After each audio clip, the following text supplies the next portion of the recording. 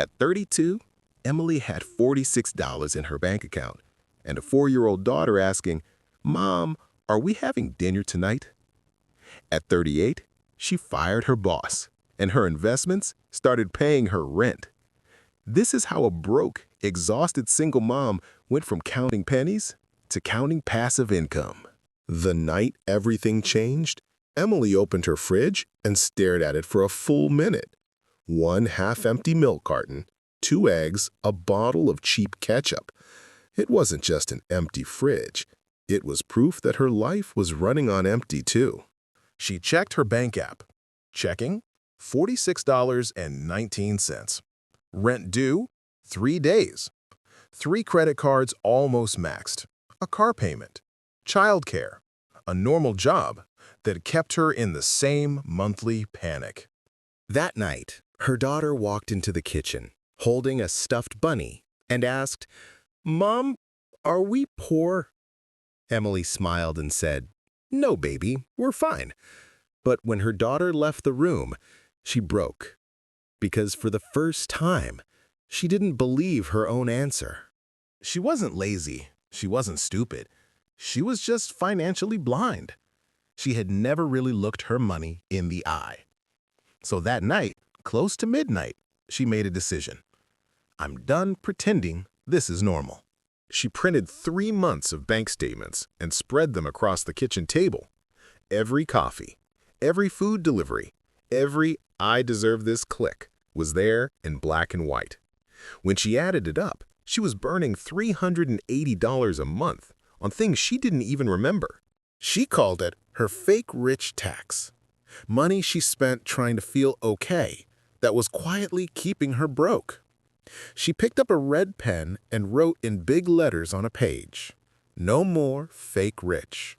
That same night, she canceled 3 subscriptions she forgot she had, deleted every food delivery app, and started saying, "I can't afford that right now. I'm fixing my money." Some friends stopped inviting her. That hurt, but not as much as being scared of her own mailbox.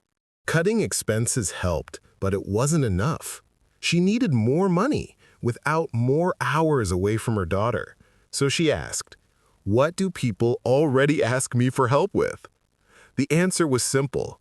She was really good at making boring spreadsheets not boring. Budgets, schedules, planners. People at work always said, "Can you make one for me too?" After her daughter fell asleep, she stayed up late and designed a simple digital budget planner. She listed it on a small online marketplace for $9. Day 1, 0 sales. Day 2, 0 sales. Day 3, you've made a sale, $9.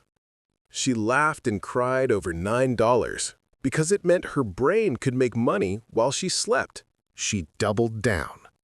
Weekly meal planners, debt payoff trackers, simple zero-based budgets. Within 3 months, her little digital shop made $200 to $400 a month. Every dollar went to debt, not dinner out. She told herself, "This money is my exit plan, not my comfort." When the first credit card balance finally hit 0, she didn't celebrate with a trip. She opened an investment account, a simple index fund. Nothing flashy, no day trading, just automatic transfers every single month. Her rule was, I pay future me before I pay present me extra.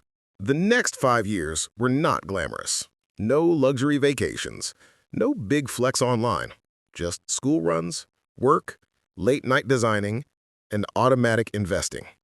Her debt disappeared, her digital products kept selling, her investments quietly grew in the background.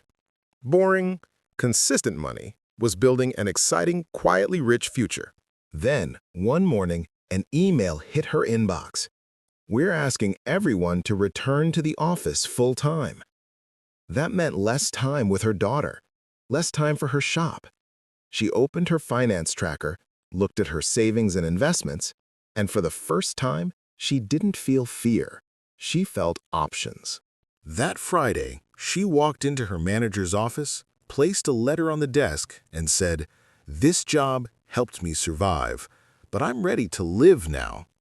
Her emergency fund was full. Her side income covered most of her bills. Her investments were growing faster than her anxiety. She walked out of that building not a millionaire, but finally in control.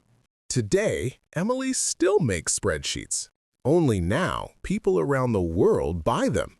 She picks her daughter up from school in the middle of the day.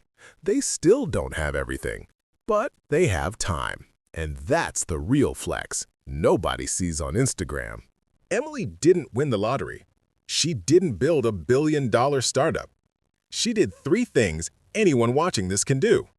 1. She stopped paying the fake rich tax. 2. She turned one small, boring skill into income. 3. She let time and simple investing grow her money for her. You might not be a spreadsheet nerd, but you are good at something boring that someone else is terrible at.